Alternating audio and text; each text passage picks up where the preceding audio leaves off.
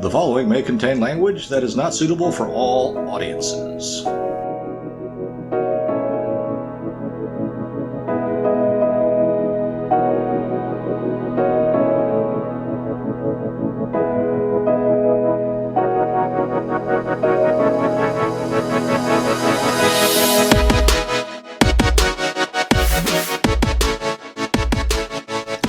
It's time once again for the Low Fact Podcast. Of course, we don't air on any specific time, so anytime you listen to it, it is time for the Low Fact Podcast. Dave and Matt coming at you, and I guess we should get right on into it. Sweet. So, said this before, but it is election season. It is voting time.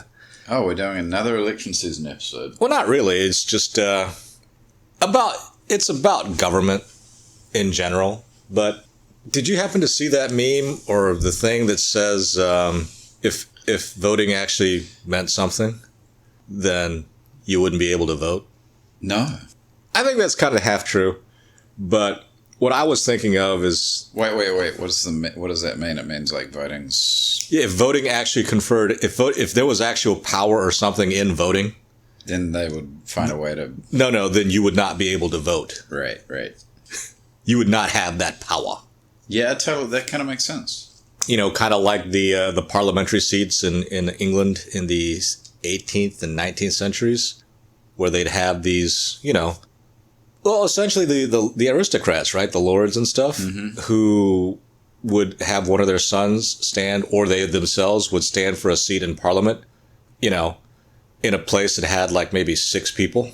Right. And it was their land, so they'd get voted in. And areas in London with, a few hundred people. Right. Kind of SOL for a representative. Yeah, that doesn't seem very... But that's not what I was going to talk about. But what I was going to say was, yes, every 4 years, everybody, the elected class tries to rile us all up. Wow, I tried to say that without stuttering. Tries to rile us all up about voting and how important voting is. And then on the day after Election Day, we're supposed to just kind of go back to our lives and forget about everything. And it reminded me of something. I've got some friends that are teachers, and I remember them talking about the difference between like a really rich, quote unquote, rich district like Manhattan Beach or Palisades or whatever, in comparison to a not as rich or, more of a middle class, lower middle class type, not as wealthy, not as affluent district, like, I don't know, Garden Grove. And we're in California. Which is still nice. Yeah. I mean, there are nice places everywhere. The housing prices out here are so insane that, you might live in a place where people consider the ghetto,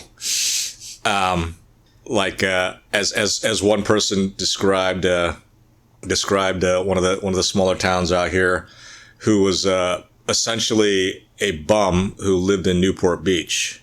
And when I say bum, I mean someone who didn't own any land, didn't own their property. They were basically renting like a bedroom above somebody's garage, right? Yeah. And they were talking about how someone else who owned a home in like Cypress or Stanton, and nobody knows where Stanton is, but it's a little place in Orange County, and they're calling that place a ghetto. And I was like, you don't even own your own house.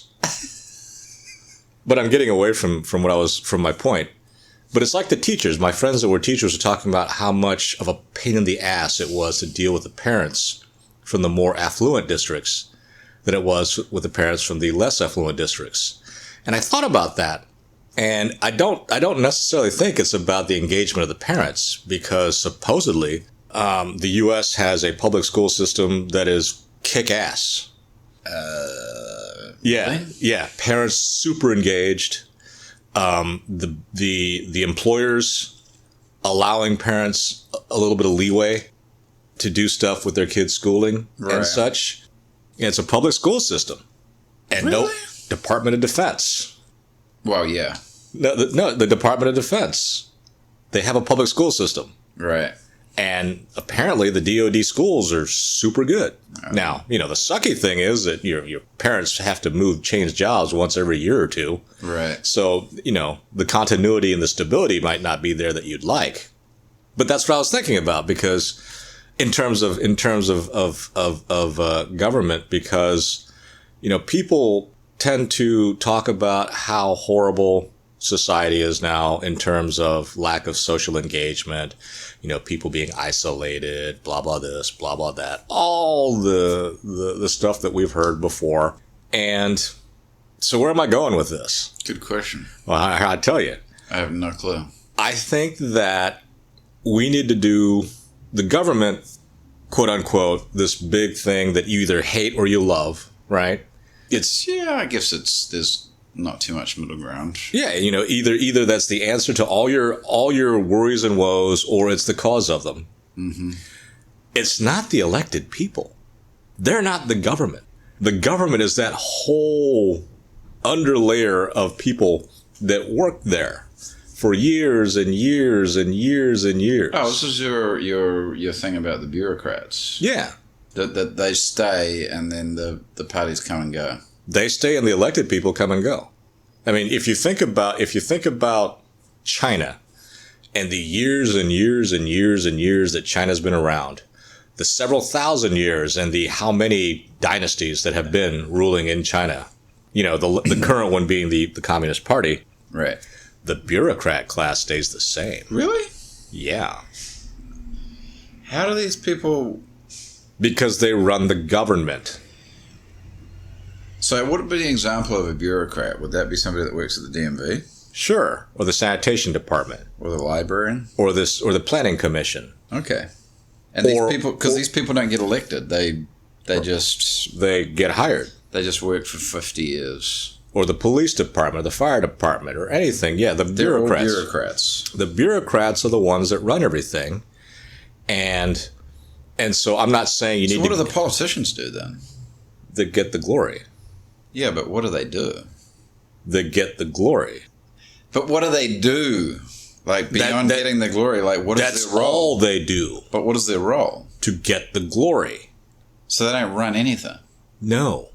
There is the whole idea that, okay, if you get a certain politician in, then he or she can do things to the underlying bureaucracy to, get certain policies in. They might be able to change policy here or there, but, they just they're the face. They don't do anything. They don't suggest anything. Or they might. I mean, I'm not trying to poo-poo politicians or government employees. That's kind of like a bit of a mission, isn't it? Or a bit of an oversight on behalf of the public? Yes, because it's not like you wake up in the morning, have breakfast, and say, that's it, I don't need to eat. But nobody in the public is thinking, oh, we need to have different bureaucrats. I'm not saying we need to have different bureaucrats. Dude, I am not, because this is a whole nother conversation, but we can talk about bureaucrats, all right? There are people that go nuts over corruption in the government among elected officials and whatnot, right? Mm-hmm. Well, I don't think that there's anybody that would do anything differently. For example, there might be somebody that you think is super corrupt. Right. Now, I say put yourself in that space. You think that you're so pure that you could not even be a little bit corrupt. I mean... no way. Are you asking me the question or not? It's rhetorical. I always want to answer the rhetorical question, though. Because they're easy. But, I mean, think about it. Think about it, man. Yeah. Who out there does not speed, for Pete's sake? Teetotalers? Nuns? I don't know. You think nuns don't speed when they drive? Oh, they probably do. You think people that don't drink don't speed when they drive? No, I think most people probably speed. About the only people that I can think of that don't speed when they drive are people that are high or people that are super drunk. Oh, yeah. Stone people drive pretty slow. Actually, stone people drive pretty safely. Well, no, they overdo it. I don't want to get caught. I'm going to drive this way. But anyway, so that's not... I'm not here to sit there and pass any kind of judgment on someone for being corrupt, because let me tell you something, brother. I think that most people would probably do the same thing given the same opportunities and the same choices. Not all, but most. Yeah, I think the person that wouldn't do it is like a very rare creature. And the person that wouldn't do it probably wouldn't be able to get elected. which is messed up. But Because that's the person that should be. not necessarily. I don't want the person. Do you want someone who's super on the ball, never late for anything, never missed a day of class, always got A's, always did the right thing, to be sitting there telling you how you should run your life? Well, no. Especially if they're sitting there going, well, I can do it. But I would like to have somebody who's honest, who's not like super, super corrupt. Super, you don't come out of the womb super corrupt. I didn't say you came out of the womb super, super corrupt. But you're acting like being corrupt is some kind of flaw or a defect in someone's personality. Okay, you're saying they become corrupt. We are corruptible. Yeah, but some people are probably more corruptible than others. This is true, just like some of us are more equal than others. So if you have somebody that is honest or lives according to maybe a certain moral code, they might be less susceptible to corruption. All right. I would think they would be less susceptible to corruption. That's bullshit. No. Sure it is. That's bullshit, dude. No. Let's say you have let's say you have someone who's on, okay, let's say you have, how many Catholics or not, no. Let me walk this back. How many deeply religious or people that go to church every Sunday do you think watch porn? Men. I have no clue. I'm going to say it's in the high 90s. Nah. You're pulling that number out of your ass. You're right. It's because I don't have to sit there and say, and there's really no way to answer that question without I don't think it's true. You don't have to think it's true if it's true. No, I think you're wrong. You don't. So you think that going to a church service on a regular basis will keep you from doing stuff that's quote unquote immoral? I think if you do regular confession where you confess your sins, and you're honest about what you confess, then that would be a big deterrent to sitting there and watching porn. Why? Because the priest is going to say, no, I'm not going to forgive you?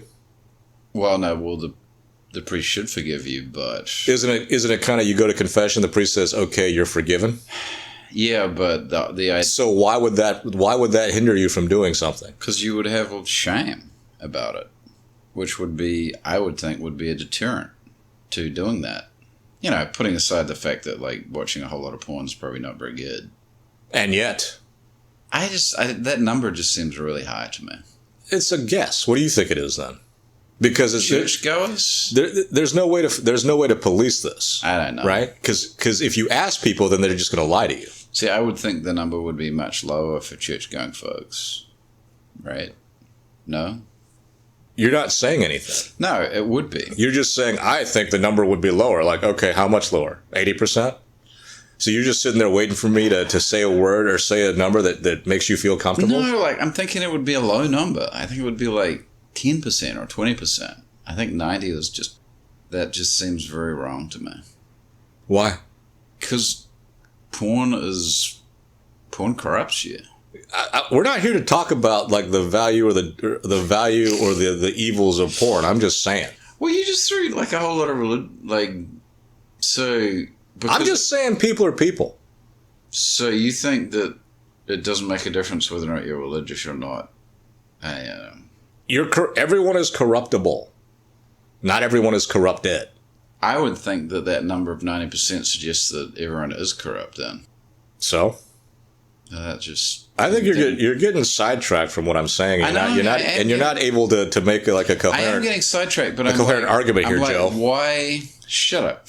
Why go to church if you're going to sit there and watch, if 90% of men are going to sit there and watch porn? If that's your question, then you need to answer the more important question. Why stay alive if you're going to die? I mean, that's your answer to everything. It's like, why bother doing everything? If you're going to, everybody's going to die, why bother? You know, why? How come the second a person doesn't realize, oh, I'm going to die, they don't blow their head off? Oh, because it's a sin day. Yeah, you know, if you got nothing to add, you got nothing to add. That's fine. But you know, you sitting there having some kind of crisis, looking like you ate a whole bunch of bad chili or something. You know, it's not gonna. Unfortunately, we're not on video. I just hate it when you sit there and throw religious people under the bus. I'm not throwing religious people under the bus.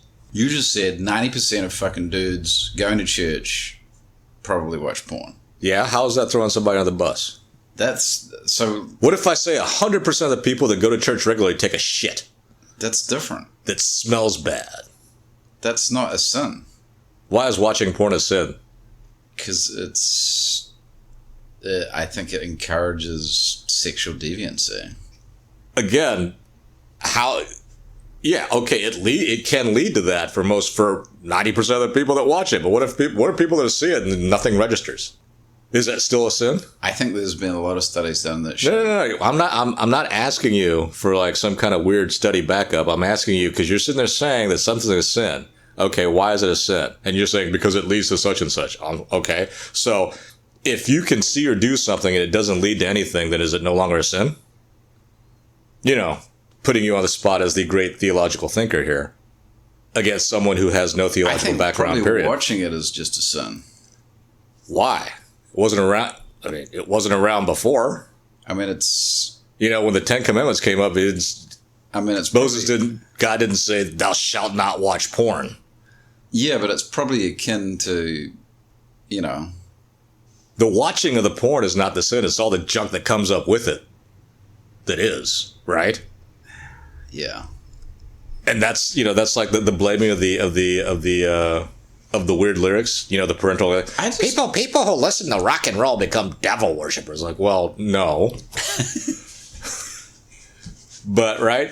It's the subjective lyrics that cause the kids to go out and have sex. I'm like, well, there weren't songs with suggestive lyrics 500 years ago, and they were buffing like bunnies back then. Right. So anyway, we've kind of talked too much because Pepto-Bismol boy over here decided to throw a wrench in the system and not think with the brains that God gave him. Or then I'm tired. Then again, maybe he has, and that's all he's got. I'm just tired. Anyway, thank you.